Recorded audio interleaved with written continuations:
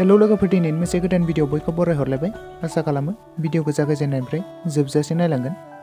लोगोफोर, बर' music video नायनानै मोजां मोनग्राफोरनिसिम मोनसे गोजोनथाव खौरां लानानै फैलायबाय। लोगोफोर, BM फिल्म प्रडाक्शन बेनारनिफ्राय दिहुनजानाय गोदानै मोनसे रिलिज जानानै थांनाय आबुं मिउजिक भिडिअनि सायावनो आपडेट लानानै फैदों। बे मिउजिक भिडिअनि टाइटेलनि मुङानो जादों गोदै गोबाब पार्ट 3। बे मिउजिक भिडिअआव गाहायै फावखौ खालामदों जौगासार, साकेन, जयमती, गुमुरसा, फैलाव, मैखोम, जुगामि आरो गोबां माखासे फाव खालामगिरिफ्रा फावखौ खालामदों। आरो बे मिउजिक भिडिअनि मेथाइखौ रोजाबदों सोरां, लाइरिक्स टुन डिरेक्टर बिथां मृगाङा। लोगोफोर, बे मिउजिक भिडिअआ जोबोरैनो मोजां जादों आरो हिट जादों। लोगोफोर, सोर नायखांखो आरो माबोरै मोनखो अन्नानै कमेन्ट बक्सआव फोरमायहरदो।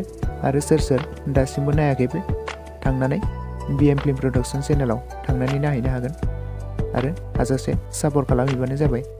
लोगोफोर, दिनैनि भिडिअ बेखिनियावनो। भिडिअखौ नायनानै मोजां मोनदोंब्ला लाइक, शेयार आरो साबस्क्राइब खालामना होबानो जाबाय आरो खाथियाव थाखानाय नटिफिकेसनखौबो अल प्रेस खालामना लाबानो जाबाय, जाहाथे आं गोदान भिडिअ हगारोब्ला थाबैनो नोंथांनिसिम नटिफिकेसना सहैग्रोयो।